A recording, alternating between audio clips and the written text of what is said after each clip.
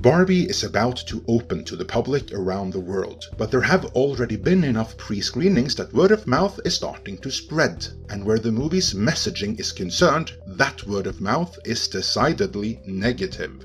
Interestingly, in the weeks leading up to the release, the cast were increasingly open about how political and how feminist the movie was, while rights holder Mattel tried to downplay those very statements, instead claiming the movie is for everyone.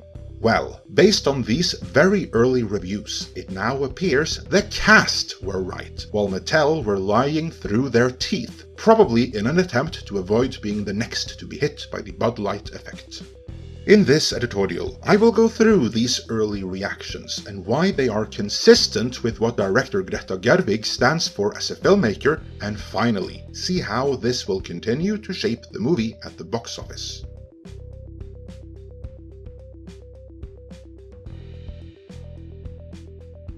First and foremost, I know I am not the target audience for a Barbie movie. It wasn't made for me, and that is fine.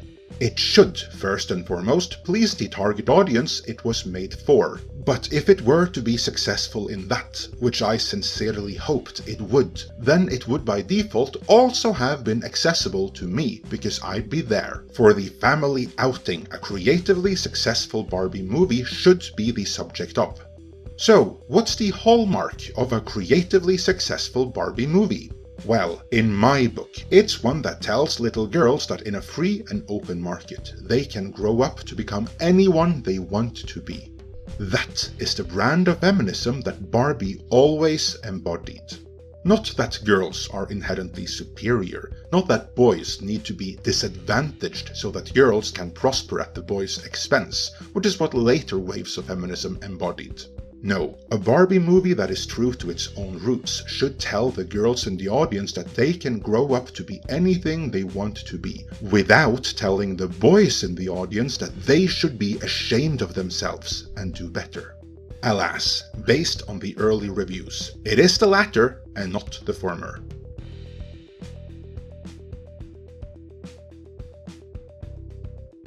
To be fair, the movie is being loved by the likes of Grace Randolph and Barbenheimer on Twitter, who has both pronouns and rainbow flag in her bio and calls it the feminist movie of her dreams. This is a recurring theme in all of the positive reviews, that the movie is this feminist manifesto masterpiece. Bounding into Comics already did a great summary of the early mainstream reactions in their article titled "Barbie Declared Master's Thesis on Feminism and a Feminist Fantasia." Also features commentary on capitalism. Clearly, feminism is a theme here, but which brand of feminism?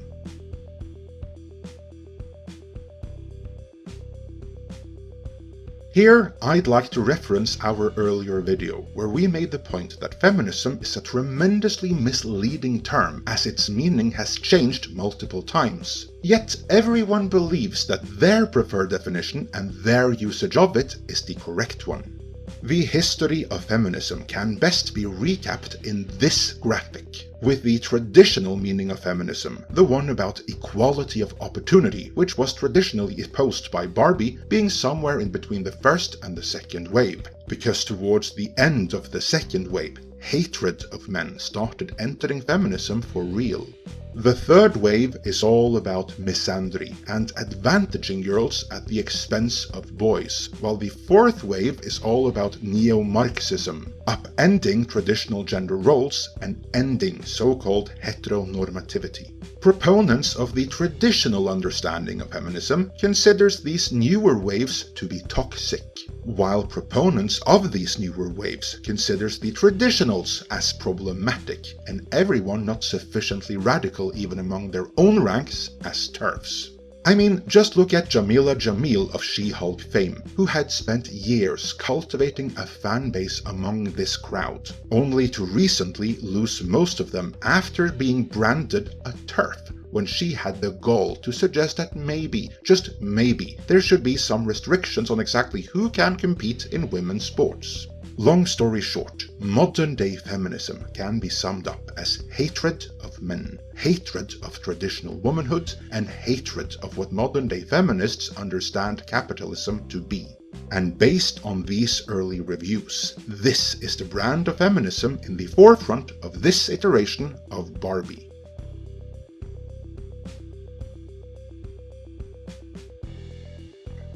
Michelle Adams tweeted, "The producers of the new Barbie movie had the opportunity to make a wonderful retro film with a nod to all those beautiful 1959 to 1965 fashions, but instead had to go woke and ruin yet another childhood memory. Do better, Barbie." Moving on to people I know and whose opinion I trust, and who had reported their thoughts at the time of making this video. Lorena Creole wrote, "Congratulations Mattel, you just crapped on OG Barbie fans the way Disney did to Star Wars fans, and as a fan of both, I am angry at this Barbie movie." She followed that up with, "The Barbie movie is a hot, feminist, man-shaming mess and disrespectful to motherhood." In his review, my good friend Cultured Casino made it clear the movie has some visually cool and fun stuff in it, but it also is, well, 100% a feminist messaging film. And it's not the good kind of feminism, like everybody's equal. Meanwhile, the Gateway Pundit warned parents that Barbie is woke propaganda, doll-smashing, woman-bashing, anti-mother stuff aimed at little girls. And there are more and more reactions like that coming in during the making of this video. Alas, looking at what director Greta Gerwig stands for as a filmmaker, this should come as little surprise.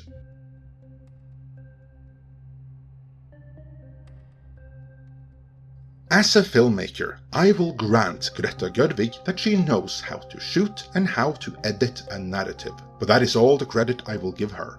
She is born and raised in California, and the only other place she appears to have spent any significant amount of time is New York. She says that as a storyteller she draws inspiration from her own life, but having lived the life of an artiste exclusively among the coastal elites, I cannot see how she has any real-life experience to draw from.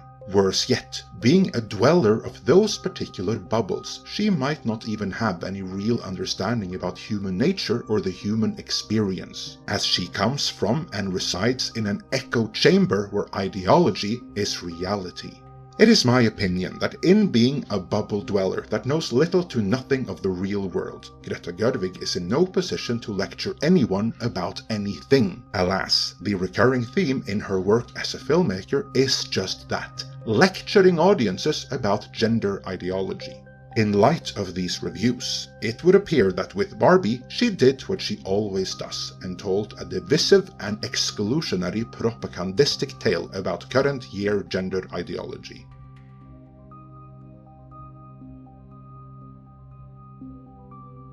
Thanks to an excellent marketing campaign, there is a lot of hype for this movie, so it's going to open big regardless. But I do believe many will be disappointed and put off by the messaging, which will certainly affect its staying power. The question is, how badly?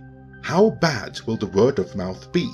Mattel probably weren't worried at all, up until a few months ago when the Bud Light effect hit. Now, however, with He-Man looking for a new buyer after Netflix pulled out and everything, I expect they will be going into the weekend with some level of trepidation. And they have every reason to. While this video was being edited, I actually went to see the movie for myself and had time to throw in my own thoughts at the end here. A full review and breakdown will be forthcoming, but I will say that as I was watching the movie, I was watching in stunned silence, and by the end of it, I was in shock. All the negative reactions covered in this video are on the money, and if anything, mild. Greta Gerwig's Barbie looks fine at the surface level, but message-wise, this is one of the most insidious, vile, and dare I say it, evil pieces of propaganda I have ever seen in my life. This is what I would call a breakup movie, because it seems aimed at making couples break up, in addition to dissuading young girls from ever finding partners, let alone having children. This movie disgusted me in a way I don't think I've ever been disgusted by a movie before. I'd watch Paul Feig's Ghostbusters 1,000 times over on repeat before rewatching this even once. No one should watch this movie, least of all children, and especially not little girls. The propagandist Greta Gerwig belongs in movie jail, and Mattel shareholders should fire the entire board and CEO Ynon Kreiz for allowing this to have happened. If the Bud Light effect should happen to affect Mattel and Barbie, they deserve it. I will have more to say in a later full review, but for now, cancel whatever plans you had of seeing this, and let me know your thoughts in the comments.